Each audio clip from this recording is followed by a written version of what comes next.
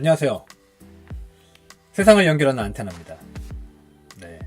이번에 북방정책에 관해서 신북방정책에 관해서 소개를 해드리려고 합니다. 신북방정책은 신남방정책에 비해서는 조금 이슈가 안 되고 있어요. 이유는 신남방정책 같은 경우는 북한과의 어떤 그 관계 있잖아요. 세계정세 관계와 별로 밀접하지가 않아요.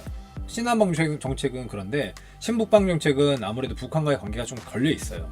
북한이 얼마큼 잘 주도적으로 세계 무대에 잘 등장하느냐에 따라서 신북방정책의 가장 큰 이제 화두는 어쨌든 철도, 도로 뭐 이런 게 좀 주가 되기 때문에 아무래도 물류 쪽이 이제 주가 되잖아요. 그쪽 북방 쪽에 굉장히 많은 지하 자원, 광물 자원, 그 광활한 영토 이런 걸 이용해서 뭔가를 할 수 있는 여지가 많은데 그런 걸 하려면은 기본적으로 이제 물류 쪽이나 교통이나 이런 것이 좀 뚫려야 되는데 그게 이제 결국은 북한을 통해서 가야 되기 때문에 북한과의 관계가 굉장히 중요합니다.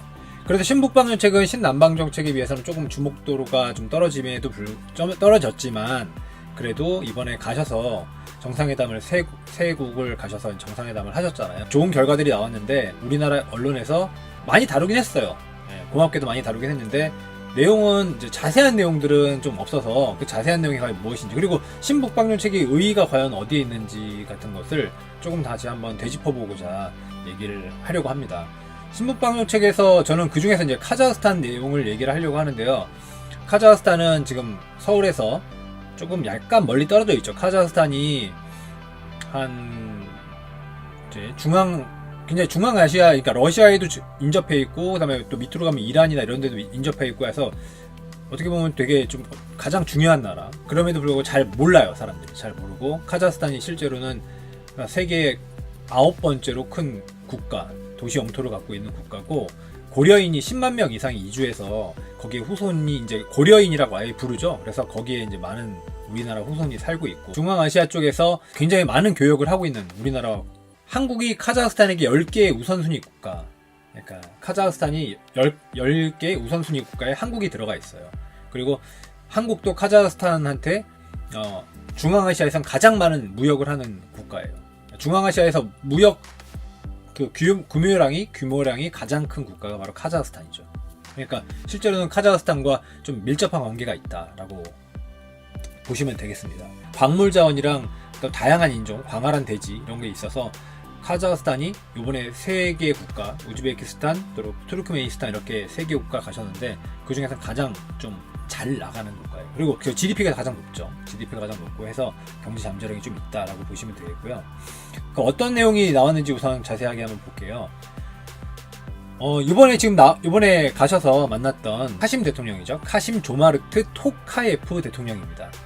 대통령과의 정상회담 하셨는데 아스타나, 지금 카자흐스탄 수도는 아스타나인데 아스타나에서 했죠. 누르술탄이라고 이름이 있는데 2019년 3월부터 바뀌었어요. 이제 앞으로는 누르술탄이라고 도시 이름을 불러야 되는데 거기서 이제 이번에 하셨던 그 순방 내용이고요. 카자흐스탄 대통령도 한국분처럼 생기셨잖아요. 그죠? 네, 그렇게 저만 느끼는지 모르겠지만 신북방정책 카자흐스탄 세부 내용은 카자흐 인베스트라고 하는 카자흐스탄의 그 회사죠. 투자 회사인데 여기에서 한국과 한국 회사들과 1130억 원 투자 프로젝트의 양해각서를 서명을 하게 됐습니다. 이번에 1130억 원이 양해각서가 서명이 됐고요. 이것만 뿐만이 아니에요. 정상회담 이후에 투자 포럼에서 있었던 내용들이에요. 그래서 거기서 이제 어떤 내용이 있는지 실제로는 카자흐스탄과 이번에 이런 투자 포럼 자체가 이제 10번째를 맞이했다고 합니다. 10년째라는 거죠. 10년째.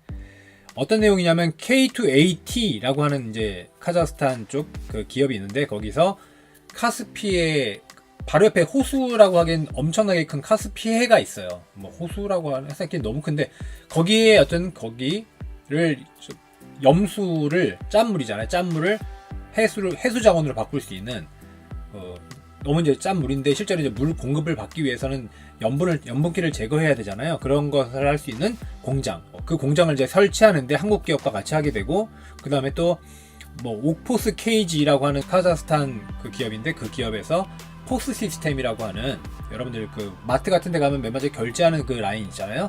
그 결제 라인 같은 것을 공급하고 발전시키는 어떤 그런 계획을 하고 있다. 한국과 이런 얘기가 오갔어요. 그리고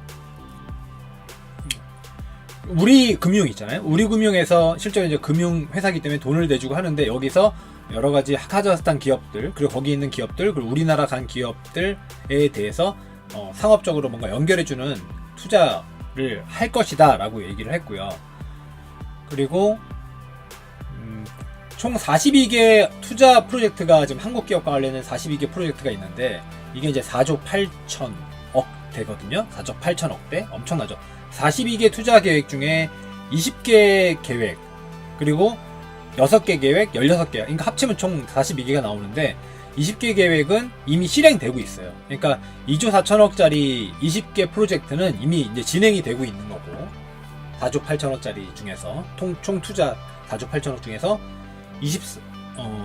24조 원, 2조 4천억짜리 20개 프로젝트는 진행이 되고 있고, 6개 프로젝트가 지금 이제 실행 단계, 이제 곧 실행할 단계에 있고, 마지막 16개 프로젝트는 총 이제 뭐 6,700억 정도 되네요. 6,700억 정도 되는데 그것들이 이제 개발되고 있다. 실제로는 그러니까 뭐 이게 신북방 정책이라고 했을 때 뭔가 이렇게 불투명하고 그냥 가서 뭐 그냥 양해각서만 주고받는 거 아니야?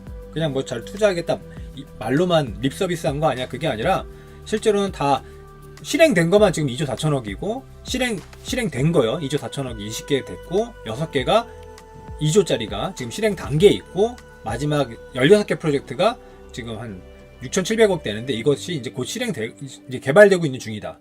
다 되는 거죠, 이 4개가. 그러니까 42개 투자가 총 4조 8천억짜리가 뭐 당연히 이제 환율 따지면 더 넘죠. 근데 그것이 결국은 다 실제로 진행되고 있는 것들이라는 거죠.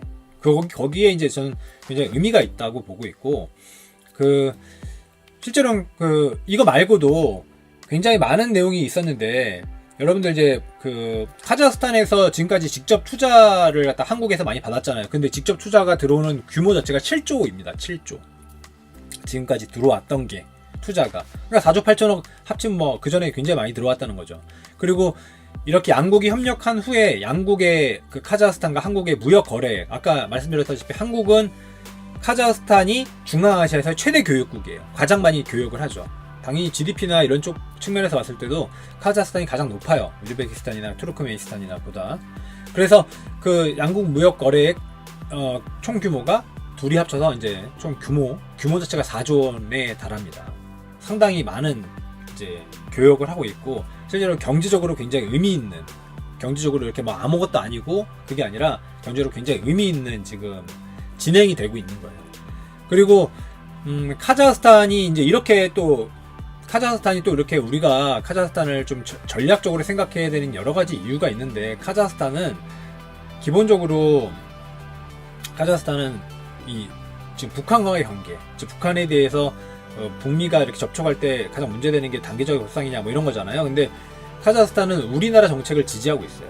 그러니까 한국의 단계적 협상, 단계적으로 차근차근히 신뢰를 쌓아가면서 하나하나씩 해결해가는 점진적인 스타일을 이제 주장하는데, 그거에 대해서 전격적으로 지지하고 있는 국가예요. 그래서 카자흐스탄 이번에 갔을 때도 대통령께서 카자흐스탄 아까 카심 토가예프 대통령에게 감사를 거기에 대해서 표를 했죠.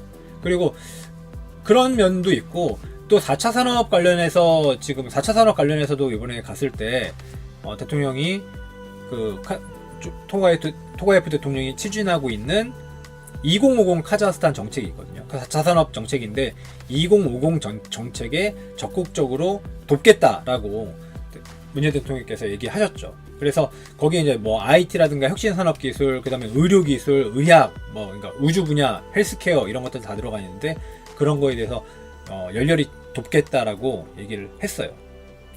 상당히 좀 카자흐스탄이 조금만 알고 보면 굉장히 우리나라 유대도 깊고 의미도 있고 교역도 많이 하고 있고 상당히 전략적으로 중요한 국가라고 여러분들 보시면 되고요. 이게 이제 좀 저도 여러 가지 외신을 읽다 보면 항상 느끼는 건데, 희한하게도 예를 들면 일본 같은 경우는 여러분들 일본이 가장 역점을 두고 있고 많이 이렇게 쉽게 말하면 좀 많이 공을 들인 지역이 어디냐면 남아메리카예요. 중국은 어딜까요? 아프리카입니다.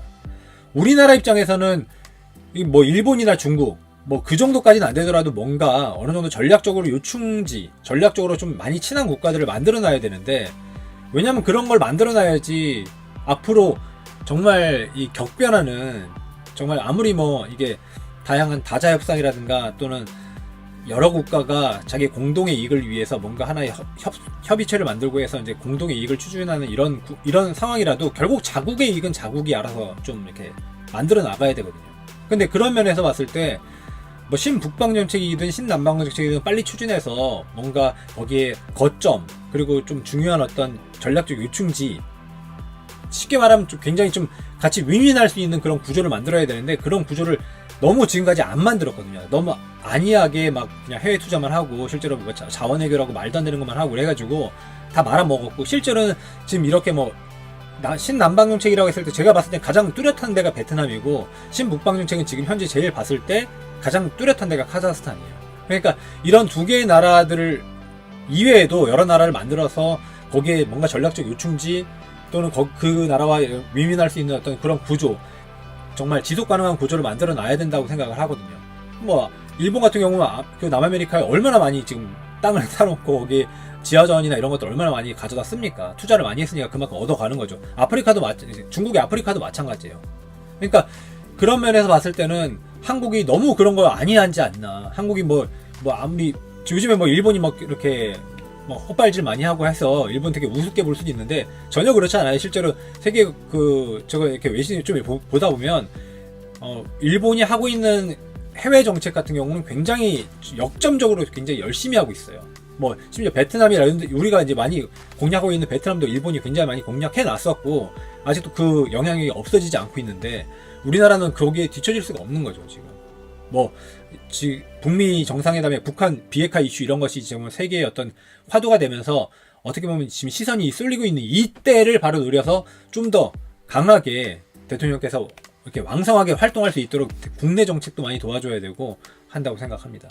근데 여러분들도 또 다음번에 제가 이렇게 얘기할 기회가 있으면 신북방 정책에 대해서 좀 더 자세하게 한번 말씀을 드려볼게요. 하여튼 여기까지 신북방 정책 카자흐스탄 알아보기였습니다. 네, 감사합니다. 다음에 뵙겠습니다.